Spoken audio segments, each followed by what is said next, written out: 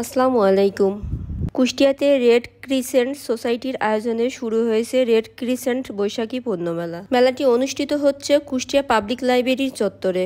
মেলার দোকানগুলো ঢাকা সহ দেশের বিভিন্ন জায়গা থেকে এসে বসছে। গত 2 দিন আগে আমিও মেলাতে গিয়েছিলাম। তো চলেন দেখি মেলাটা কিভাবে সাজানো হয়েছে। মেলাতে ঢুকেই ডান পাশে দেখলাম একটি ড্রাই ফুডের দোকান।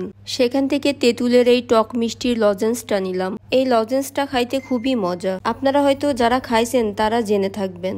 সেখান থেকে গেলাম একটা ফেব্রিক্সের দোকানে। দোকানটাতে সব ধরনের কালেকশন ছিল, তার মধ্যে আমার কাছে 2 পিসের কালেকশনটা বেশি ভালো লাগছে। ছোট প্রিন্টের এই 2 পিসটা আমার কাছে অনেক ভালো লাগছে। বিশেষ করে ভালো লাগছে কাপড়টা অনেক সফট, গরমে পরার জন্য পারফেক্ট হবে। এবার আসলাম একটি সানগ্লাসের দোকানে। সানগ্লাসের পাশাপাশি এই দোকানটাতে ঘড়ির কালেকশনও রাখা আছে। ড্রেসের সাথে ম্যাচ করে এই সানগ্লাসটা নিতে চাইছিলাম, কিন্তু সাইজে ছোট হয় নিলাম না। পরে এই সানগ্লাসটা নিলাম। এটা একটু বড় আর পুরা মুখ কভার করছিল, কারণ সানগ্লাসের কাজই হলো রোদ প্রোটেক্ট করা।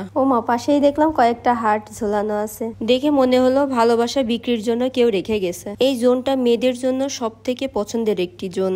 আমি মনে করি মেলাতে যাওয়ার মেয়েদের উদ্দেশ্যই থাকে ঘরে টুকিটাকি এসব জিনিস কেনার জন্য। যেহেতু মেলা, তাই একপাশে নাগরদোলাও বসানো হয়েছিল। আমি অবশ্য নাগরদোলা ভয় পাই। নাগরদোলার পাশেই আছে একটা ভূতের বাড়ি। আমি যাই জিজ্ঞাসা করলাম এর মধ্যে কি আছে। বলল অনেক ধরনের ভূত আছে। ভূতের বাড়ির পাশেই এক লোক পিঠা তৈরির সাজ নিয়ে বসছিল। বেশিরভাগ দোকানই ভিতরে ঢুকে ছবি তুলতে বা ভিডিও করতে দিচ্ছিল না, তাই বাইরে থেকে যতটুকু সম্ভব ভিডিও করে আপনাদেরকে দেখাইলাম। মেলাতে বেশিরভাগই রাখা হয় মেয়েদের আইটেম আর ঘর সাজানোর আইটেম। যেহেতু রেড ক্রিসেন্টের আয়োজনে মেলাটি হচ্ছে, তাই তাদের একটি বুথও করা হয়েছে। বাবা মার সাথে যেহেতু বাচ্চারাও আসে, তাই তাদের জন্য বসানো হয়েছে মেরি গ্রাউন্ড। এই দোকানটাতে ছিল সব ঘর সাজানোর আইটেম, পাপোশ, ওয়ালমেট এসব।